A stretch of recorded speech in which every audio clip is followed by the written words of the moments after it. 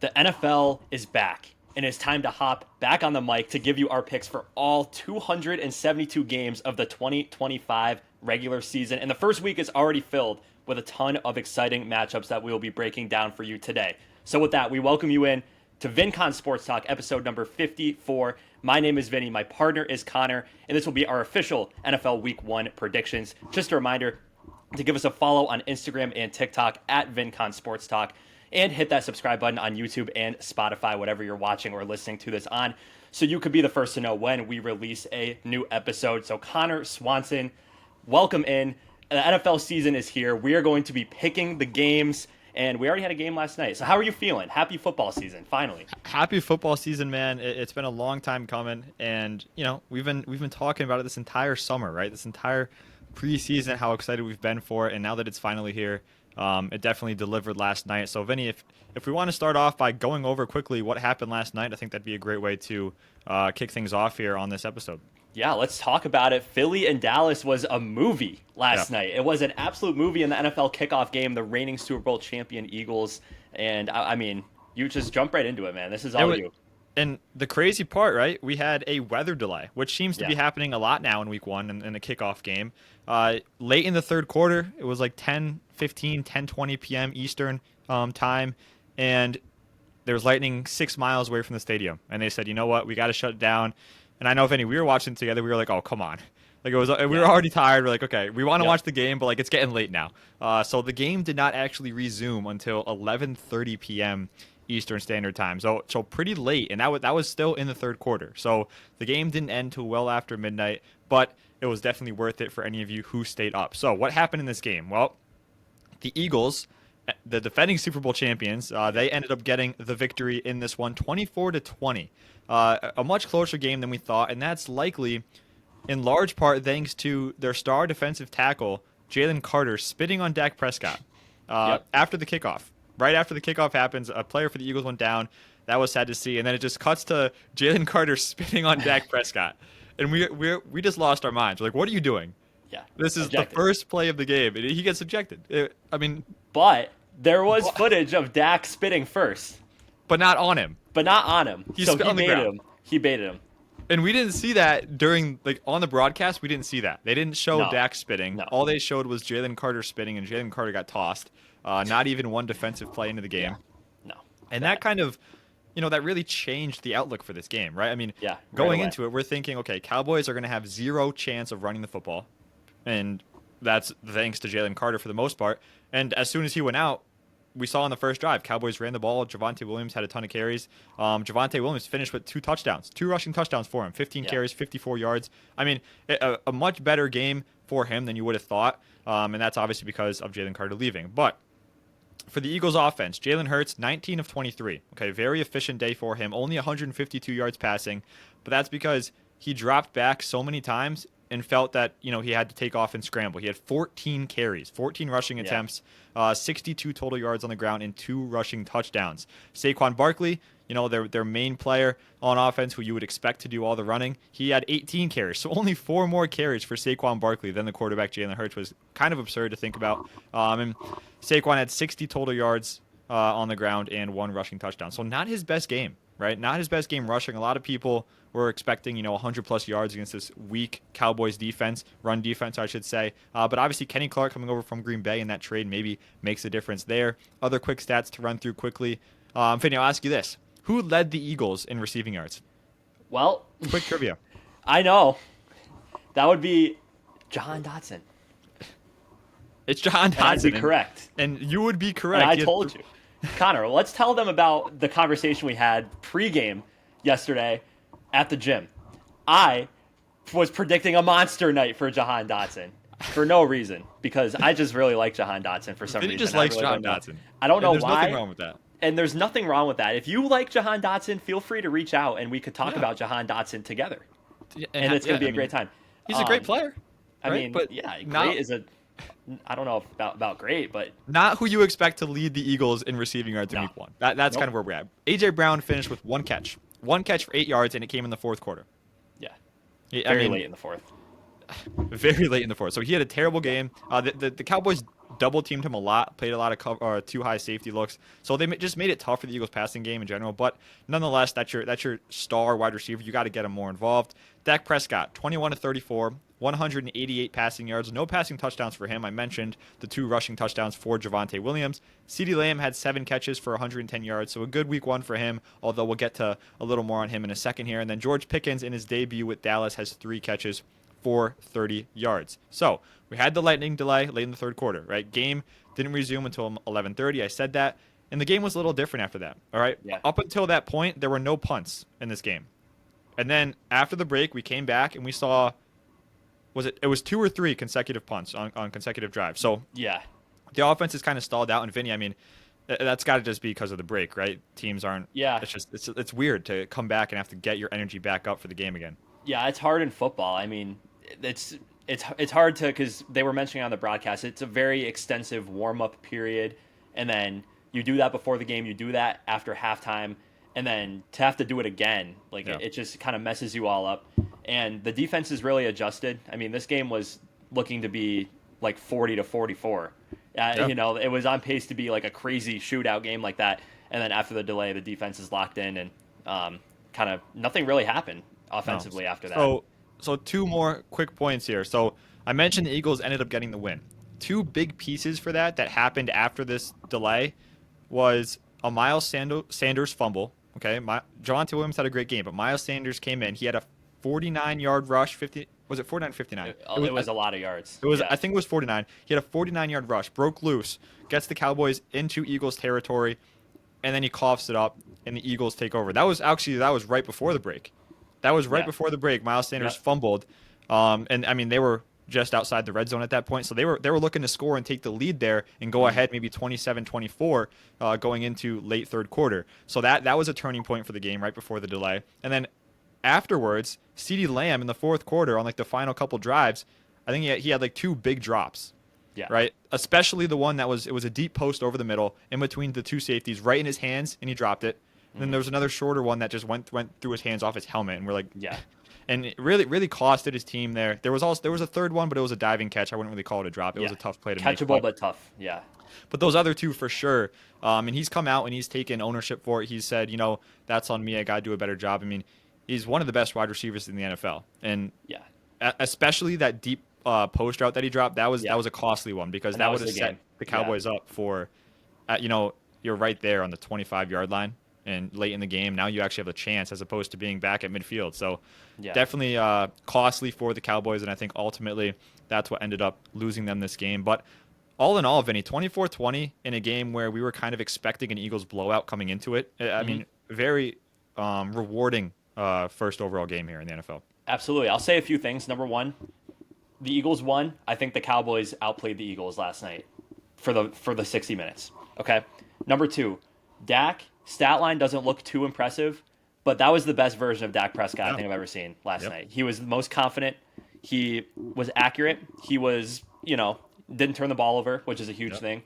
He probably should have at least once in that fourth quarter. He was throwing some questionable balls late, but they were down. They had to move the ball. He was just trying to force it, so understandable. You're right. But he should have turned over, but he also should have had, a 50-yard play to CeeDee Lamb to set up, Agreed. a touchdown. So you could say those hypotheticals. But, yeah, I mean, if the Cowboys can do what they did last night against arguably the best team in football, I think they might have a better season than we are all anticipating. But what I take away from that is I think Dallas, they might surprise some people this year. CeeDee Lamb and Dak Prescott is one of the best duos in the NFL. And then you add George Pickens, didn't have a crazy game yesterday, but that's a really good wide receiver too. I think the offense could still be really good. Definitely holes on defense. We know why.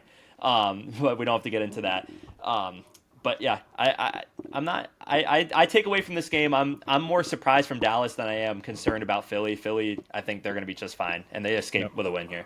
Yeah. But so great game 1 on Thursday night, of course, and then we got a Friday night game now. It's Friday, and we get back-to-back days of football. And by the way, guys, so thank you to everyone who joined our pick'em. By the way, me and Connor both got last night's game right. We both took the Eagles. That's right. Yep. And so did every single one of you, by the way. Every single person in this league, including my good friend Jack Wasung. Jack, if you're watching this, you claimed that you were going to take the Cowboys every week. But you I didn't. didn't. You took the Eagles. And that was a good choice on your end, even though your Cowboys did play very well. So, congrats to everyone. We're all 1-0, so we're all in the same boat. But now it's time to pick. We're going to do rapid fire. There's 15 games to get to. We're going to be picking games. All right, Connor? Oh, yeah. So, rip these games up. We're going to say the game, say your pick, why you picked them, talk about some injuries. Starting tonight, we have a game in Brazil. Okay? The great country of Brazil. We had a game last year in the also the first Friday of the year. This one's going to be on YouTube. So Kind of weird. at Strange. least everyone has access to YouTube, right? That's true. So this is not a bad thing. It's still strange, but it's not a bad thing. Chiefs and Chargers. Okay, AFC West battle, an intriguing one. The Chargers, we both said we're not as high on them as how they did last year, and then the Chiefs are the Chiefs. No incredibly notable injuries for this game. Hopefully the field conditions are solid because last year we saw that they weren't. Last year they were not at all. I'm just going to jump right into it. I'm taking Kansas City to win this game because they just, I mean, they know how to play the division really well. I think they're going to be mad that they lost the Super Bowl. They've been working hard all offseason, and I think they're just going to take this one. They're going to take this victory. Yeah, I got the Chiefs here as well. I think even without Rashee Rice in this game, Xavier Worthy, Travis Kelce, the running backs, I think they're going to do just fine. And I think this Chiefs defense, again, just quickly reiterating what we've said all offseason, they were underappreciated last year. This Chiefs defense was very good a season ago, and I think they're going to be just as good this year. And they're playing a Chargers team who they've proven to be a little inconsistent at times. Herbert's a great quarterback. Lad McConkey's there, Keenan Allen's there. But sometimes it just doesn't click, right? And they struggle to do it on a week-to-week basis, and we're here in week one, tough matchup for them in Brazil. Maybe they're not getting the same practice that they normally would. I mean, same can be said for the Chiefs, really, but for the Chargers especially. And then something we'll touch on again at the end of the episode, but the running backs over in Los Angeles there, Najee Harris, Omarion Hampton, kind of going to be like a bit of a split. Omarion Hampton is supposedly being the RB1 to start the game. Initial reports were suggesting it was going to be Najee Harris, but yesterday, I think, came out and they said it was going to be Hampton. So excited to see the rookie at least. That's something we can look forward to for this game. And then I'm sure there's a lot of fantasy implications for you guys out there as well. Yeah, and speaking of fantasy, we didn't mention this. We probably should have. We will be doing a fantasy segment at the end of the episode for all of the preview episodes. It's going to be starts and sits, so be sure to stay towards the end. I'm sure a lot of you guys are playing fantasy, so if we could offer our expertise, we would be glad to help you out. But we both take the Chiefs there. That is kicking off in just over 3 hours at this point, so I'm excited for that. Okay, take us to a game with a lot of injuries compared to that one had zero. We are moving on to the 1 o'clock window here on Sunday, kicking things off with a very good matchup. Like, this is a very solid 1 o'clock matchup here for the first week. I mean, you're in the NFC South, so at first it sounds bad.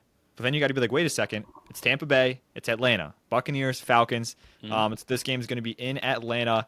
Some injuries to look out for. Chris Godwin, wide receiver. This was expected, but he's not going to be playing with the ankle injury that he continues to recover from.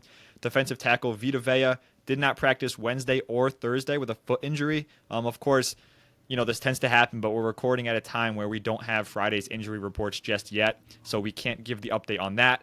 But his status is obviously, based on the reports from the last 2 days, is uncertain at this time. That would be a big loss for them.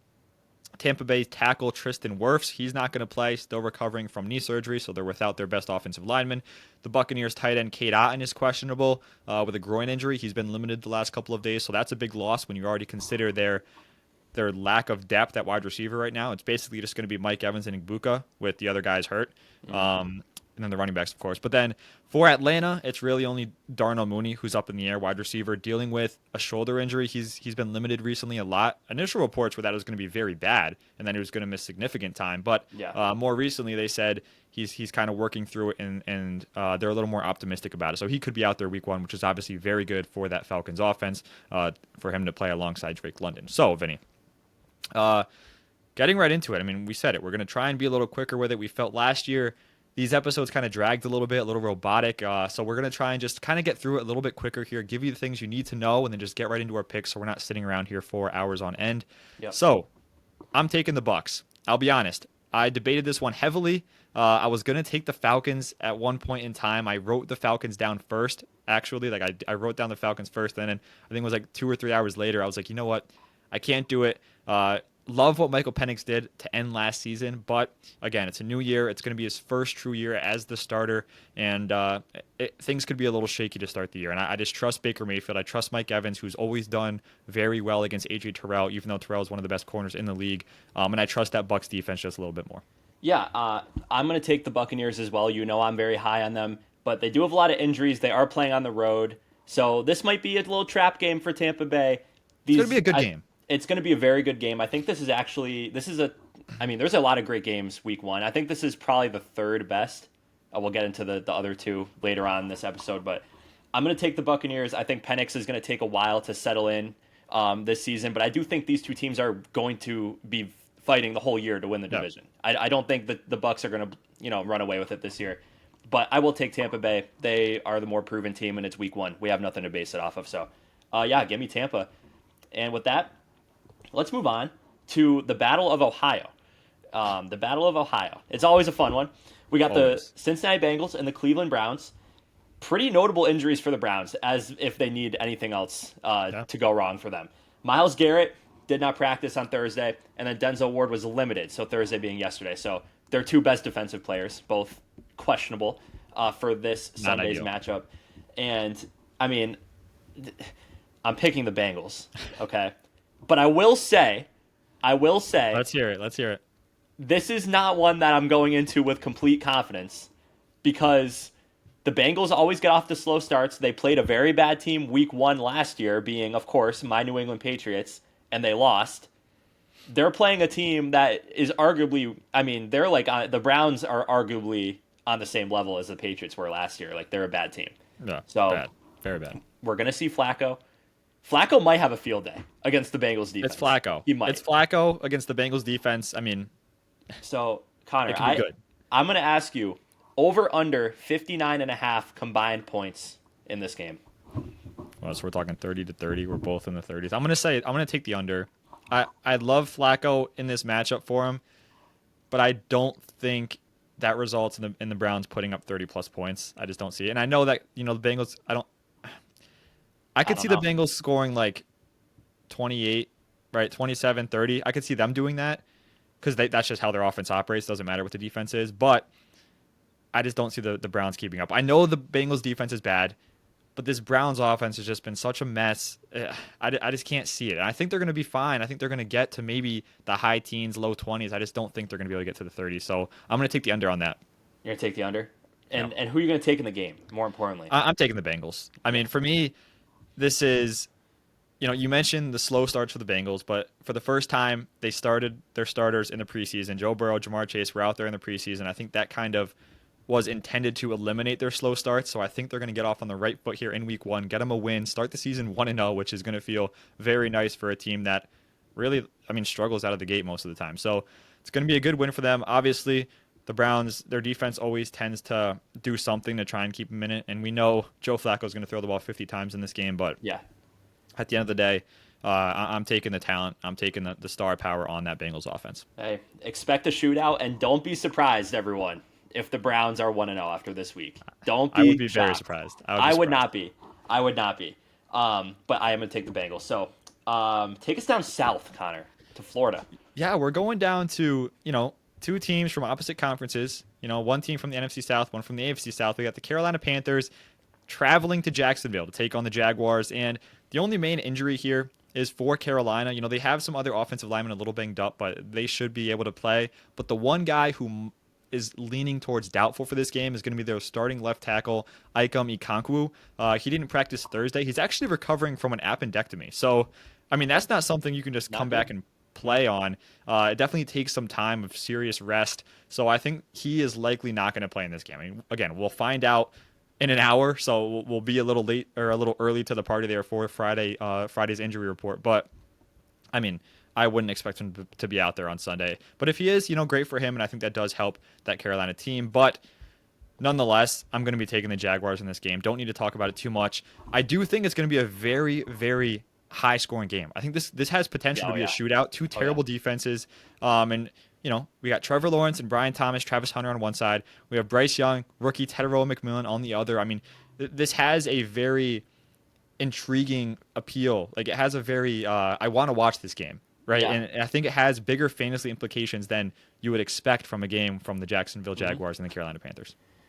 This game is ugly when you look at it. Like when you just see the names that are playing, Oh like yeah, Panthers, Jags, you're like, oh my gosh, like you don't want to watch it. horrible. But in the year in the year 2025 in the Big 2-5, Connor, this is Big an 2-5. intriguing game. This is an intriguing game. Okay, Very, I'm excited. very. I'm excited for this game to be on my screen Sunday because I'm expecting a lot of points.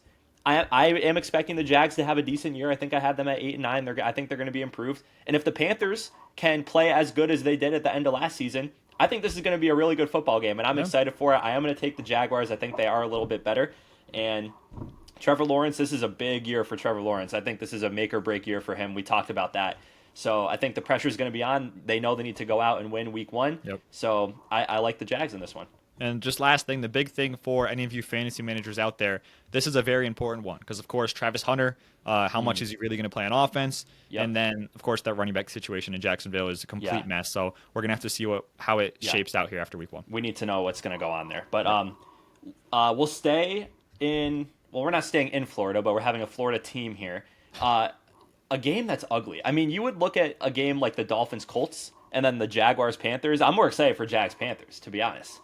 The Colts and Dolphins, I'm just like I'm expecting it to be a disaster, to be honest with you.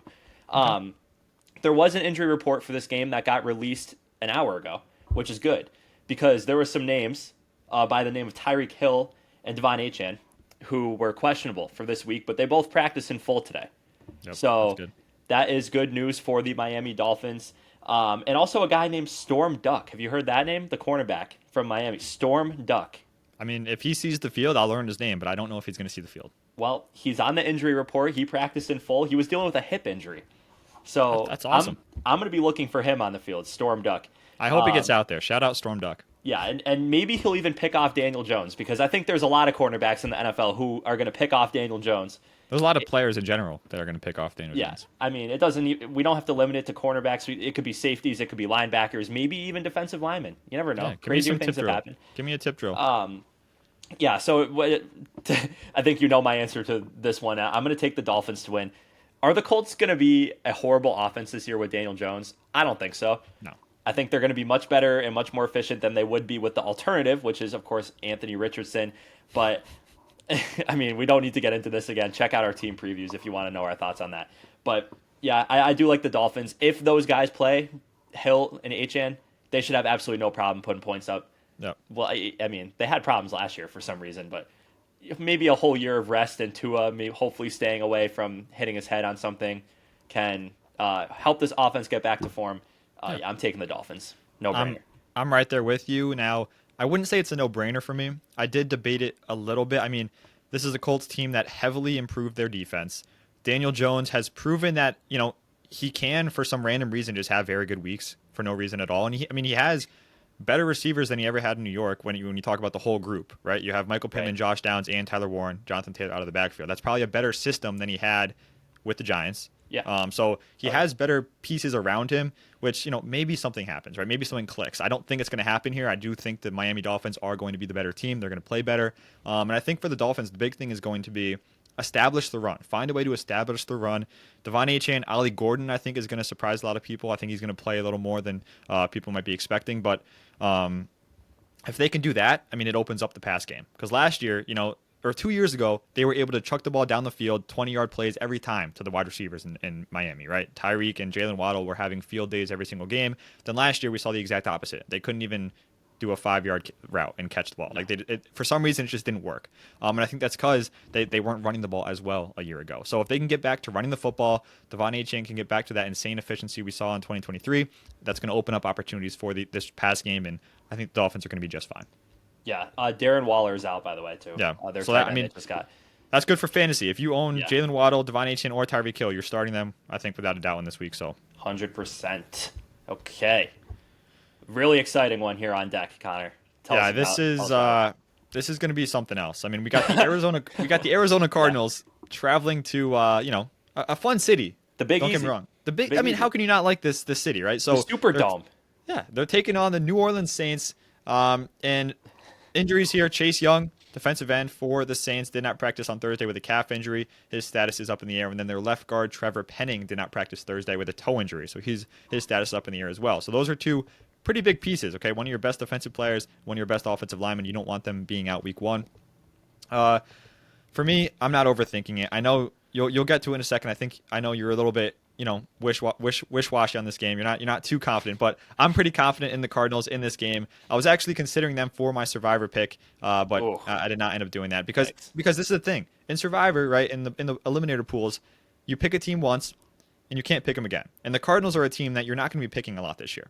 You pick them this game, that's probably the only time you would even want to pick them. Maybe in I think week 5 they play the Panthers or something, so maybe you pick them then. But for the most part, you want them in this game. And I don't see it being close. They're 7.5 point favorites for a reason. And give me the Cardinals. Yeah, so you're right, Connor. I am overthinking this. Those of you who know me, I'm quite the overthinker. Okay, I'm worried about this game. The Cardinals. For what reason? For the reason because the Spencer NFL Rattler? is weird. Because the NFL is weird. I can see a world where Spencer Rattler, my guy, former Oklahoma Sooner, my guy, okay, Spence, the Rat Man, goes and plays his heart out against the Arizona Cardinals, and the Cardinals are not a team I trust. You can't trust them, you just can't.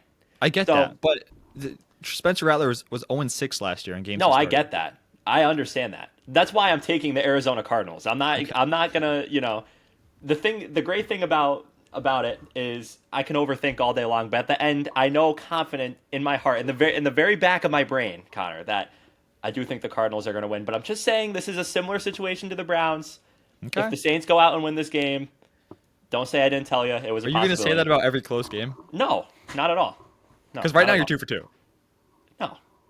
No, I could have said that about the Panthers. I didn't. All right, that's fair. Okay, that's fair. Okay. All right. So we're both going to take the Cardinals there. Yeah. But asterisk mine. I'm just going to be like an I told you so. Don't asterisks. No asterisks. Okay. Let's go to one of my favorite places, man. Gillette Stadium, Foxborough, Massachusetts, for a very exciting matchup. My New England Patriots hosting the new look Las Vegas Raiders. You could say the new look New England Patriots too. So a lot of question marks in this game. One thing that will not be a question is Christian Gonzalez will not be playing in this game. He got ruled out. And it is probably the biggest loss you can get on the defensive side of the ball for the New England Patriots. So that is very unfortunate. But fortunately, the Las Vegas Raiders receiving situation is quite in shambles right now. Jacoby Myers is still there. He doesn't want to be there. They signed Amari Cooper literally a week ago. He retired yesterday. He just flat out retired. So I don't know what happened in practice, or I don't know what happened with ownership. I don't know. Maybe he just got there and was like, you know what? I'm out. I'm done. So he's done. Quite the interesting scenario there. The Raiders' defense outside of Max Crosby, of course, doesn't impress me. I think this is going to be the first step of greatness for the 2025 New England Patriots. I'm just kidding. I don't think they're going to be great, but I think they're going to be very good. So I am going to take my team here. It would just be wrong of me to not ride with my team in a winnable game like this, even with Gonzo being out. I'm going to take the Pats. Hey, and I was on board with that for a while too, but the Gonzo injury scared me. And something else that scared me was when they put Will Campbell on the injury report yesterday. Yeah. I know he was limited, but it's an ankle injury, which it's probably not going to be, 100% on Sunday if he's dealing with it during the week. Mm. If he isn't healthy, Max Crosby's going to have an absolute field day off the edge. You're right. And that scares me. I like Brock Bowers. Jacoby Myers always finds a way to be good. Like, he's still a good wide receiver. He might not want to be there, but he's going to be on the field. He's going to be playing. He is. And Geno Smith is an upgrade at quarterback for the Raiders. And how about a guy named Dante Thornton Jr.? Right? He's going to be probably the wide receiver 2 for that team, who's going to be a big play guy. 6'5", ran a 4.3. He's going to be out there. He's going to be picked up by a lot of people in fantasy after this week because he's going to be at the top of the waivers. He's going to have a good week this week. I'm not telling you to start him because, he's a rookie. He hasn't even proven anything, but he's going to do something this week, and I guarantee it. And I'm going to take the Raiders in this game. And it's kind of like my first shocking pick. I was with the Patriots all week, all last month, really. But this Gonzo news, it hurts because I mean, what are you Outside gonna of do? Gonzo, you have Carlton Davis and then no one really else. And that's just the truth. The rest of the defense is very good. Don't get me wrong. Right? I love the rest of it, but your corners need to be good. And I just don't see them having it in this game. And I think Jacoby Myers, Brock Bowers are going to absolutely eat in this game. And Ashton Genty, we haven't even talked about him yet. No. All right, he's going to be able to run the ball. It's what he does.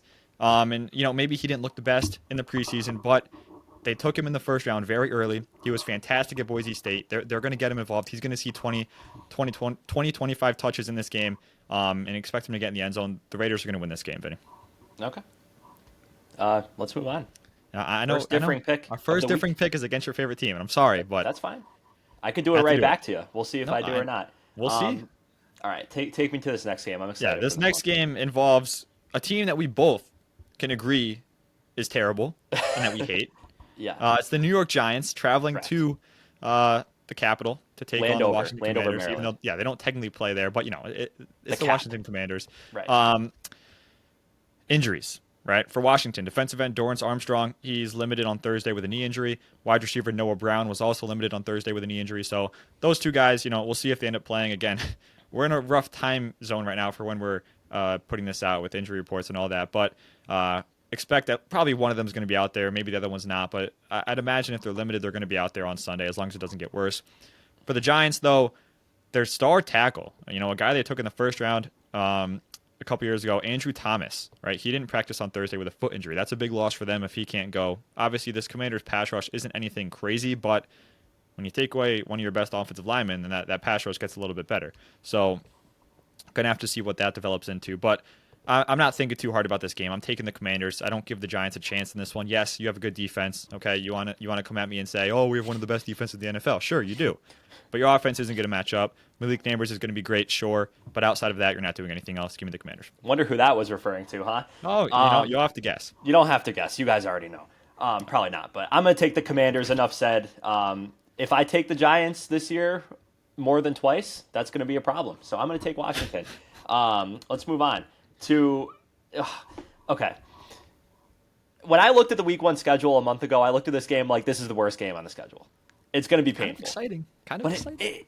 it has some interesting things going on. Okay, the Steelers and the Jets at MetLife Stadium, Jet Life as I like to call it. Aaron Rodgers for the Steelers right away making a return to the place he called home for one season and 1/20th of a game. So this is the Jets. They're definitely in a transition period. The offense is going to be interesting to see what Justin. Also, a Justin Fields revenge game too. You got to keep that in mind against the Steelers. They swapped. Yep. We got revenge games all over the damn place in this one. All over. And it's very exciting. But I don't think this one needs to be thought too deep into either. I don't think the Jets are going to be a very good team. The Steelers' defense is going to just suffocate Justin Fields and the Jets in this one. I don't think he's going to be able to throw the ball. I don't think Garrett Wilson's going to have a good day. And I don't think the Jets are going to have a good day. That's just a tough. I mean, honestly, for both offenses, it's a tough matchup. It's Both a very tough defenses are matchup. very good. I think the Steelers can get 17 points and win. I'd agree. I think it's an easy formula for them, and I think they could do that with. I'm curious to see how the Aaron Rodgers and DK Metcalf combination works out. I'm very curious. Rodgers is always, Rodgers finds his guy in the offense, and Yeah. But I mean that guy's been Devonta Adams for a very long Oh, time. I so, know. Yeah. We'll see. But DK is going to be the guy, and even if the Steelers don't look great, I still think they can get one of their Steeler wins here. So you're taking the Steelers? 100%. Yeah. All right, and I'm taking the Steelers as well. And just another thing to pay attention to is that Steelers backfield, right? It's going to be Jalen Warren. He's going to be the guy. A lot of people were pretty high on Caleb Johnson after the draft, but it seems like he's really not going to be much of a factor here, at least in Week 1. We have Jalen Warren, who's going to be the main guy, and then even Kenneth Gainwell is probably going to be that third down guy if they want to do a true passing situation. So Caleb Johnson, maybe he gets on the field for a little bit, but, I mean, it's actually kind of disappointing for how bad he looked in the preseason, and that's kind of why he's not really going to be seeing many reps here in Week 1. Yeah, so double Steelers pick here. Yeah, double Steelers pick. And we get to move on to the 4 o'clock window, Vinny. Starting off, at 4:05. Good window. This week, there's 2 games at 4:05 and 2 at 4:25. Very good window, though. Kicking things off is going to be an NFC West matchup. All right, the San Francisco 49ers traveling to Seattle to take on the 12th man and the Seahawks. Injuries, Mm. Seattle's got their right guard, Anthony Bradford, who did not practice on Thursday with a back injury, so that's a starting offensive lineman for them if he cannot go. Seattle cornerback Reek Woolen did not practice on Thursday, but it was just an illness. He should be fine. I mean, most of the time when you see these illnesses, they're on the field on Sunday. You know, they're taking Reek some rest Woolen, during dude. the week. How I mean, sick come can on. you be? He's going to be out there. The big news in this game popped up yesterday. Yep. Christian McCaffrey, calf injury, limited at practice. Similar thing today. He was not seen warming up with the starters. He was doing things on the side. So, is this going to be a repeat of last year, Vinny? I mean, this is coming up at basically the exact same time. Well, only we kind of knew there were rumblings of it last year. This year, it just kind of came out of nowhere. The reports were he's good, and then boom, limited for the calf injury. At least you gave us a little bit more of a warning. Last year it was literally within minutes of the game starting, which was ridiculous. But yeah, CMC. Hopefully, are you worried? Is not serious. I'm very worried. On a scale of 1 to 10, how worried are you about CMC? I'm a 9, maybe even a 10. And if it was a different injury than the one he had literally last year, I wouldn't be as worried. But re-aggravating something is never good. Yeah, so, and I mean, we can hope that maybe it's not the exact same thing. You know, last year they said calf, it was the Achilles tendonitis that he had. He was dealing with it. So now it's the calf again, which means maybe it is probably the same thing. I don't trust it.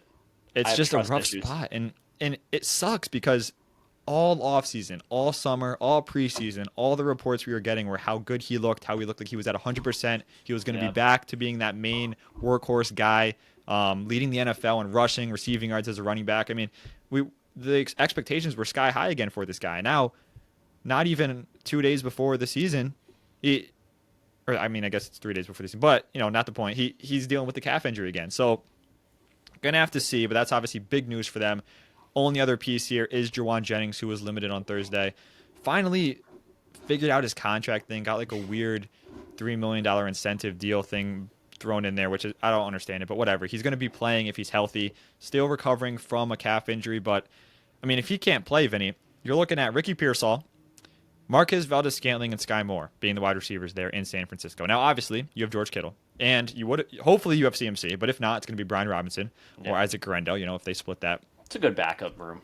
I mean, Brian Robinson's a great backup. For the wide receivers, though, I mean, if it's Ricky Pearsall and then Sky Moore and Marquez Valdez-Scantling, probably not what you want.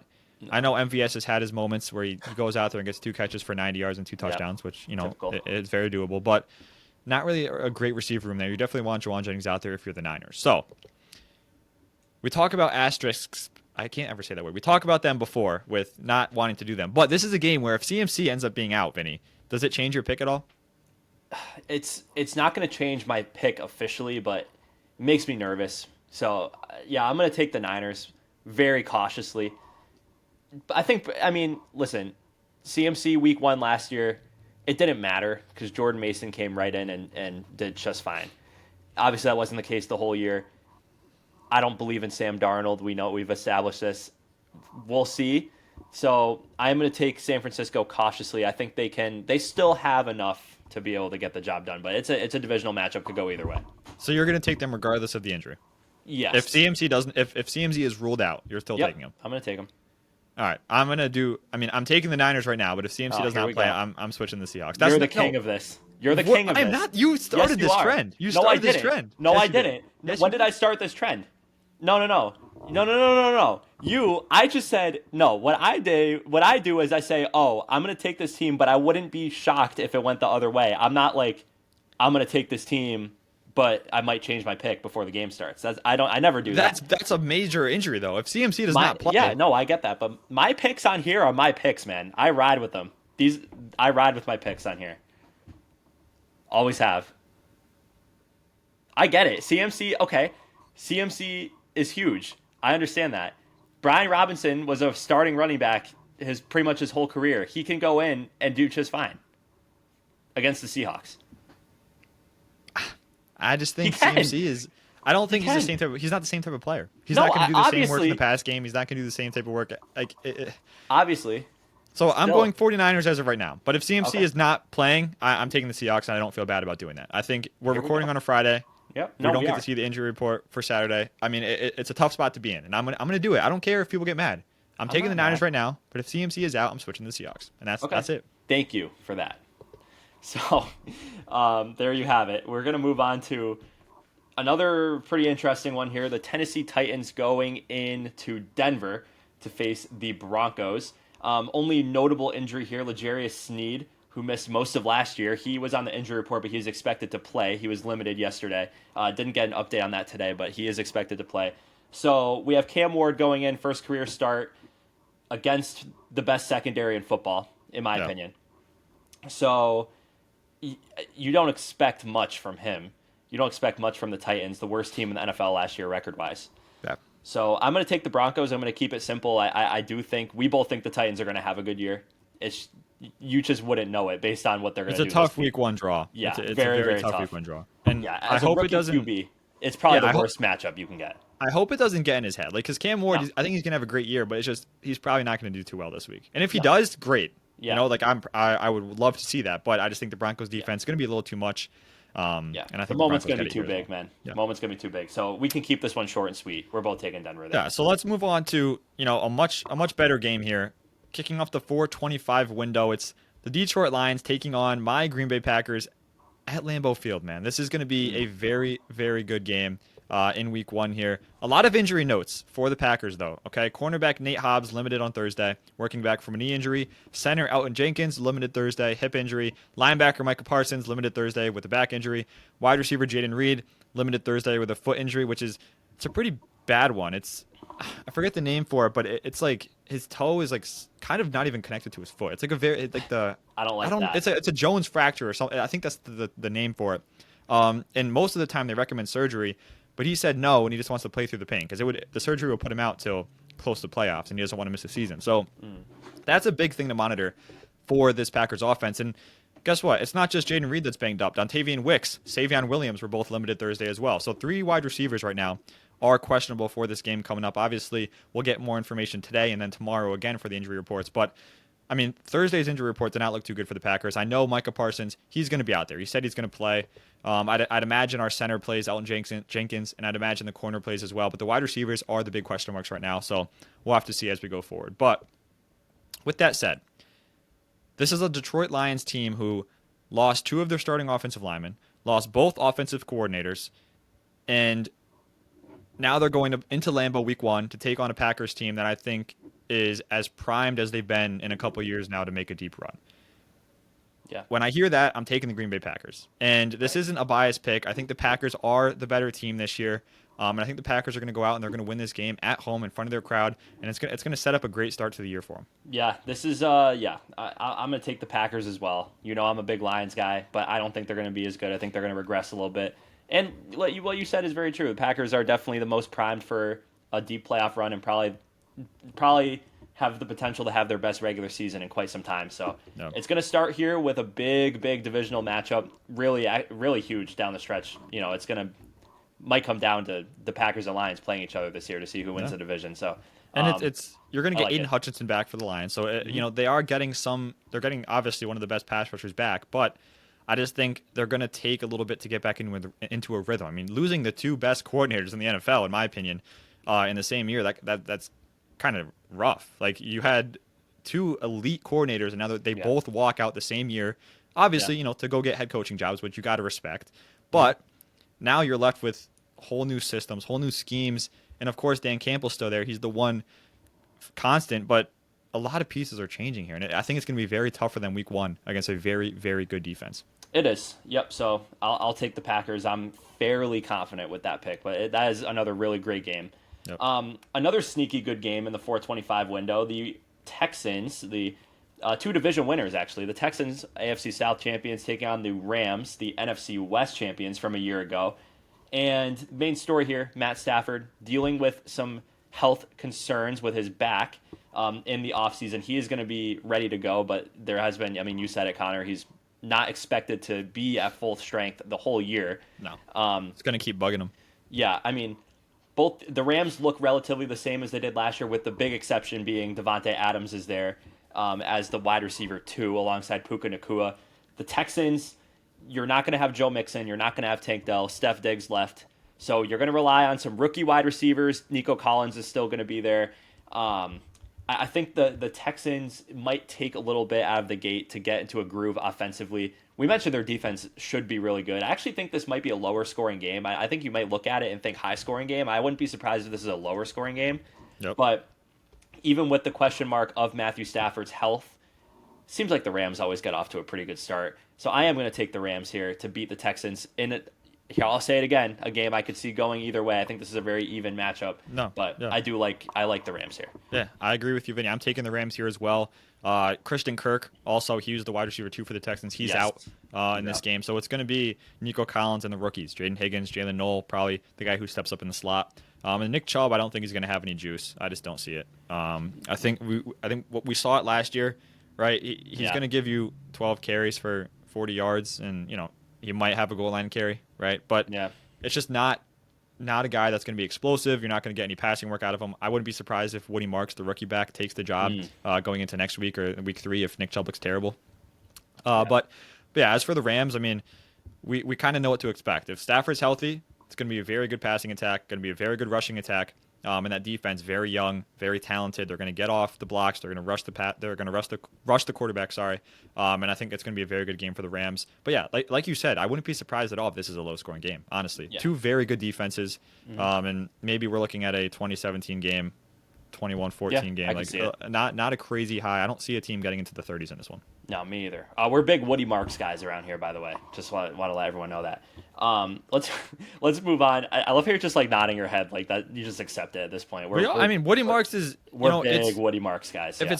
it's not Nick Chubb and Joe Mixon's hurt, it's either Woody Marks, Dario Agumbawale, like that, or Damian Pierce. And Yeah. Woody Marks, I think, has the most upside there as Well, the yeah. rookie back. So 100%. So let's move on to the game of the week, in my opinion. yeah, You would 100%. probably agree. Me as well. Yep, Sunday Night Football schedule makers, fantastic job. This is the game that should be on Sunday night this week. 100%. Yep. The Ravens and the Bills rematch of the divisional playoff game last year. A classic came down to the very last play. Shout out Mark Andrews. Well, not shout out. Like, what's the opposite of a shout out? Like a shout down. Like a Shout out Mark Andrews. Shout out Mark Andrews. He says. I don't know what the opposite of a shout out would be, but fantastic matchup here. 2 of the heavyweights of the AFC. And it's going to be in Buffalo. It's going to be a night game in Buffalo. This is their final year of their new stadium, so that place is going to be electric. Place is going to be phenomenal atmosphere. I mean, again, it could go either way because these 2 offenses, they're very similar. Because these 2 offenses, they both have rushing quarterbacks who can obviously do a lot with their arm as well. Neither of the offenses have a superstar wide receiver. Nope. They both like to run. Both 2 good defenses. I'm just liking what I'm seeing for both sides. I'm very excited to watch this game. But I am going to take the Buffalo Bills because in this scenario, I'm always going to take the home team when it's this close. And especially with an atmosphere like that. You got to ride with Buffalo. Yeah, and I mean, I'm going to be taking the Bills here as well.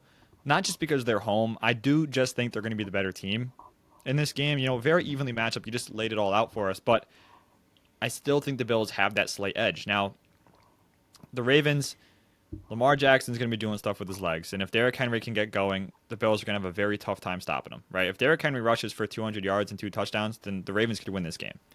But the Bills need to come out here and force the Ravens to throw the football. They need to force Lamar Jackson to just get uncomfortable. And obviously, there's going to be plays where you don't let him throw the ball, but he's going to break out and scramble for 20 yards, which, that's going to happen. We saw it with Jalen Hurts against the Cowboys last night. But that's kind of what you have to accept. If you can keep him from throwing the football and that's what beats you, I think you're a little more happy than allowing Derrick Henry to run the ball down your throat the entire game. Yeah, 100%. Okay, here we go. Grand finale of the week, Monday Night Football. Take us to Chi-Town. Another 2 NFC North matchups here in week 1, which I love as a Packers fan. Minnesota traveling to Chicago to take on the Bears, and what should be a very good, interesting game to end week 1 here. Minnesota dealing with some injuries. Tackle Christian Darrisaw did not practice on Thursday with a knee injury, so we'll see if he's able to go. He's one of their best offensive linemen. And then safety Harrison Smith did not practice on Thursday, but again, he just had an illness, so he should be fine. Chicago linebacker TJ Edwards did not practice on Thursday with a hamstring injury. He's a big piece of that linebacking core.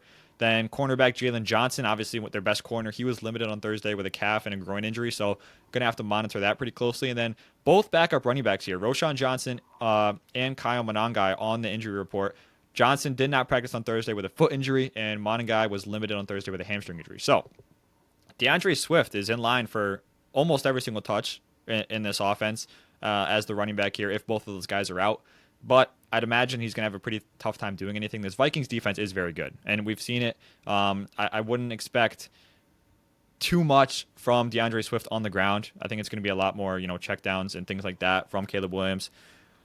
So with that said, I'm going to be taking the Vikings in this game. I know we haven't seen J.J. McCarthy yet in an actual game, but I trust that he has the defense advantage, right? Like the Vikings have the better defense in this game, in my opinion, and I think he has the better weapons around him. And I don't think Caleb Williams is a better quarterback than J.J. McCarthy right now. From what we saw from Caleb Williams last year, I'm basically going in saying they're on an even playing field. And in that case, I give the nod to Justin Jefferson, even Adam Thielen coming back, and Aaron Jones and Jordan Mason in that backfield. I like that way more.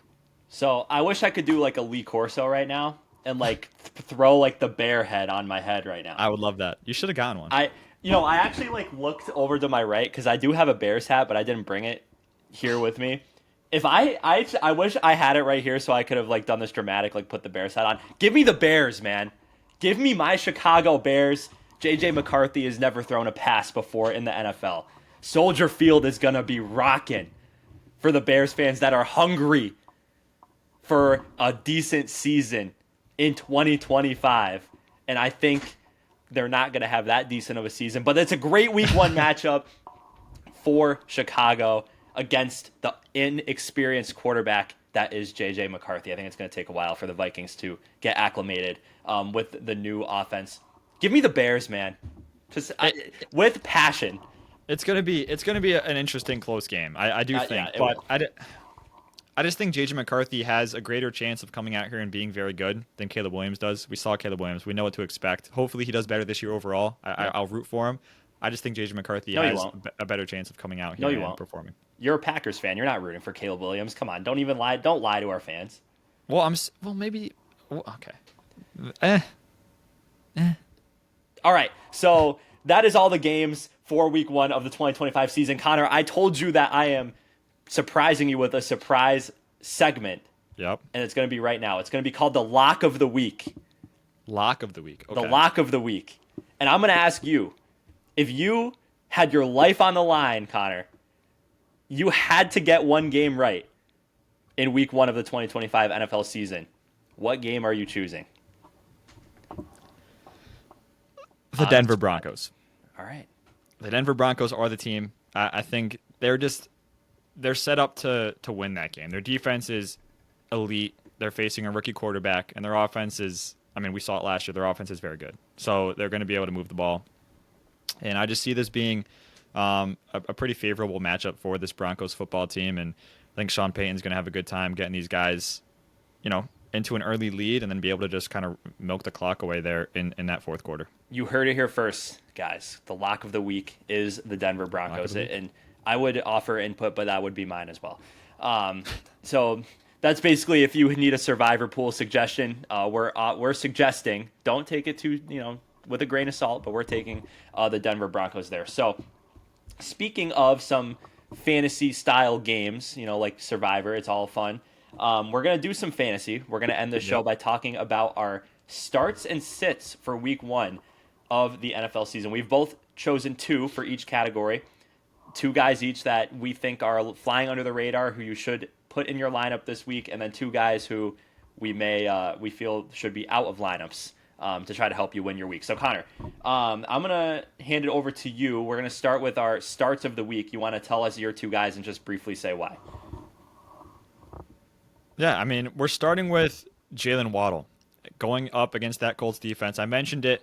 Okay, Achane and Hill, yes, they're going to be out there, but they're still going to be a little banged up. So is Tyreek Hill going to be at the same level that we're used to seeing from him? Probably not. Is Devon Achane? Probably not. We mentioned Darren Waller is not going to be in that game. So there goes the tight end thing that the Dolphins decided to do last year. I think Jalen Waddle is going to be able to eat. He's going to have a lot of targets. He's going to have a lot of downfield targets if they can run the ball a little bit. And I think this has the possibility to be a bit of a high scoring game with both offenses kind of just moving on each other's defenses that won't be up to the task here in week one. And similarly, my other guy is going to be Tetairoa McMillan. Similar situation here, going up against what was the worst defense, pass defense a year ago in the Jacksonville Jaguars. I mean, they allowed the most passing yards per game on average. And we said at the start, this could be a shootout of a game. This is a very promising game with a lot of fantasy potential for wide receivers. And I mean, outside of McMillan, there's really nobody in that offense. So I think he's going to be the main guy. He's going to have a ton of targets, and I wouldn't be surprised if he gets in the end zone once or even twice. All right, you heard it there. Jalen Waddle and Tep McMillan are Connor's starts. To go right into my starts, I'm going to start with Jerome Ford, the running back for the Cleveland Browns, going up against the Bengals. There has been no indication that anyone else on the Browns is going to eat into Jerome Ford's workload that much, just to start the season at least. So I think against a team like the Bengals, I predicted a lot of points in this game. I don't think the volume is going to be crazy. I think they're going to be throwing a lot, but I do think he is good for a touchdown or 2 touchdowns and is a good flex option for you guys in deeper leagues. He was getting drafted really late, probably rightfully so, but I think early in the season he is a pretty solid play. He's proven to be good throughout his career. And then similarly, I'm going to go with Jacoby Myers against my New England Patriots. We mentioned it. There's really nothing else going on in the wide receiver room to note. You're going to have Brock Bowers as pretty heavy target competition, but other than that, that's pretty much it. You have Geno Smith, an upgrade in quarterback, and Jacoby Myers has never played with a good quarterback in his entire life. No. With New England or with the Raiders. So I hope he never played with Tom Brady. I should probably know that. I'll have to double check that. I don't think so. Maybe in his rookie year. Because that would be, don't fact check me on that. But Jacoby Myers is a solid quarterback in Geno Smith. I think he's good, especially with Christian Gonzalez out for a pretty good fantasy week. So Jerome Ford, Jacoby Myers are my guys. And now for sits, Connor. Who are we going to sit this week? I'm going to start with a quarterback, okay? A guy who, he's definitely in that, if you're in a 12-man league, he's probably a guy that's being considered a starter, who he's in a starting spot for a team. Caleb Williams against this Vikings defense, kind of correlating with what I said about this game in general. I just think this Vikings defense is going to send a lot of pressure his way. I think he's going to turn the ball over at least once. I don't see them scoring a lot of points in this game. I mean, either team, really. I think this is going to be a bit of a lower scoring affair, which you don't want the quarterback in fantasy if it's going to be a low scoring game. So especially when he's not, I mean, he has a little bit, he's been proven to run a little bit, but he's not exactly a rushing quarterback. Yeah. So I think a lot of his work would come from big pass plays, touchdowns, and I just don't see that happening a ton here in this game against Minnesota. So that's number one. Number two is a bit iffy for me, okay? This is going to be a guy who is likely going to be in starting lineups this week, and rightfully so. I mean, he's the wide receiver one in a very good offense. Okay, the Denver Broncos wide receiver one, Courtland Sutton this week. I'm going to be sitting him in my league. I'm starting Jalen Waddle ahead of him. That's kind of why I'm doing this start and sit thing. So Courtland Sutton, the big thing for this, he's going to be shadowed by L'Jarius Sneed, coming back for that Tennessee Titans defense. One of the best corners in the NFL when he's healthy, of course, was not healthy last year, which is why we didn't see him. But now he's back, and he's going to be on Courtland Sutton the entire game. I'd imagine he follows him around because when you take out Sutton, the Broncos don't have all that much else. Mm-hmm. Of course, guys like Mims kind of stood out. They got Evan Ingram at tight end now. But for the most part, a lot of that passing offense is funneled through Courtland Sutton. So if they can take him away, I'd imagine that's what they're going to try and do. And also, again, they're heavy favorites for a reason. This is a very positive game script for running the ball in the second half if you're the Denver Broncos. I mentioned it when I said my confident pick. I expect Sean Payton to be able to just hand the ball off or tell Bo Nix to hand the ball off 20 times in that second half where they're not going to have to worry about throwing the ball. They're going to be up by multiple scores by that point, and I don't think they're going to be trying to, run up the score by throwing the ball to Courtland Sutton 15 times. So for that reason, I am going to be sitting him. But I'll just say, I know a lot of people out there, if you didn't draft heavy at receiver, you're likely going to be starting him. And he's not a terrible play at all. He's going to be a guy who, at least in that first half, he's going to be the go-to target for Bo Nix. And if he can get some separation from Sneed, he can still get you, I'd imagine he's still going to get, double-digit points. I just don't think he's going to be a guy that's going to go out there and give you 15-plus points this week. Okay, fair enough. So Caleb Williams and Courtland Sutton, we'll keep it right in that game for my first one. I'm going to go with Calvin Ridley, who is the wide receiver one of the Tennessee Titans. And I drafted him in multiple leagues. I think he's going to have a great year, but I do have to sit him in week one because it's just a really bad matchup, like we mentioned. Don't think Caleb Williams is going to be, or sorry, don't think Caleb Williams, Cam Ward. I don't think Cam Ward is going to do much in this game, the rookie for the Tennessee Titans, and that's going to equate to Calvin Ridley not doing much in this game. You're probably going to have Surtain on him some of the time, most of the time, all the time. I don't know. It's just a bad pull. So Calvin Ridley, if you can sit him, I would sit him. And then my second pick here, Colston Loveland, the rookie tight end for the Chicago Bears. Again, a guy that you might not be able to sit if you waited on a tight end in deeper leagues. You might not have another option. But if you do have another tight end, would play him over Loveland just because, one, Cole Kmet is still there. He's the guy that's been in the offense the longest. He's proven. Caleb Williams knows him. He might be a little bit safer of an option. And two, they're playing against the Vikings. They're a good defense. It's very unpredictable what's going to happen in this game with the Bears, even though I think they're going to win, regardless of the fact. I don't see a big game from Loveland here in his NFL debut. But yeah, so Calvin Ridley, Colston Loveland are my sits, and that's going to be our fantasy segment for the week as we come up on an hour recording here. So good time to wrap this up, Connor. Week 1 of the NFL. It's going to be a good one. There's actually a lot of good games this week. A lot of good games. Excited. And a lot of big, I mean, we mentioned it. The rookie class for fantasy production is very good this year. And it's going to be very interesting to see what rookies can kind of stamp their mark on the offense, move into that wide receiver 2 role or the RB1 role, or what can happen with the quarterbacks breaking out. It's going to be very interesting to see. Definitely, if there's a week to watch football, you want to watch week number 1, of course. But for fantasy managers especially, you want to be watching these games, seeing which players, you can go pick up off the waiver wire after this week. You got to be paying attention, or else, someone else is going to snag them up and you're going to be out of luck. Yeah, eyes are going to be glued to the screen this Sunday and the next 21 Sundays to come. So it's a lot. It's a very exciting time. Reminders, if you are in the VinCon Sports Talk Pick'em League, make sure you make your picks. We want this to be as legitimate as possible. I don't want you guys to be losing because you're missing games. Make sure you're picking games if you're in it. Tonight there's a game, Friday night. It's almost 2 hours away. So if you are listening to this on Friday night before the game, make your pick for that game. I know a lot of people will forget. And then also, like I said in the beginning, subscribe, YouTube, Spotify, follow us on Instagram, TikTok, all at VinCon Sports Talk. And that's going to about wrap it up for this episode here. So that is our picks for week 1. We'll be back to recap the week 1 action. For my partner, Connor, it was a pleasure as always, and happy football. Thanks for listening, and we'll see you next time.